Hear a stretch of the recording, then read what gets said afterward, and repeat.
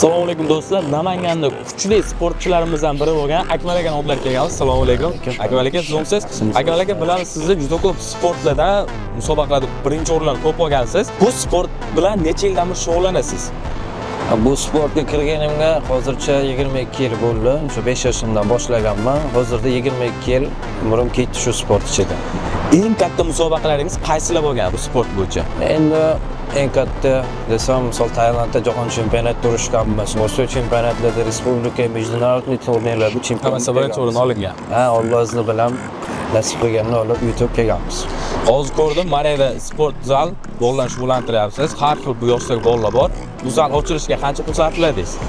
Endi shunaqangi bir odina uchun 15 ming, 20 ming dollar pul ketadi. O'ziga yarasha rasxodlari bor. Misol, Jacob undan ham ko'p ketishi ham mumkin. No, bizga shu hammasi qoniqtirgani uchun shu 15-20 ming dollar pul ketgan. Bu zalda necha yoshlilar shug'ullanadi va necha yoshgacha? Bu zalimizda qabulimiz 5 yoshdan boshlab 70 yoshgacha. Qiynalgan, sharoiti og'ir oilalarga, farzandlariga zalimiz besplatniy. Albatta, Xudo xolisa maqsad nimaga? Odam ajratmasdan kelajakda O'zbekiston bayrog'ini yuqoriga ko'tarib olib chiqish.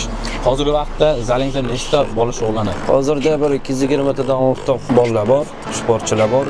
4 smenada ishlaymiz.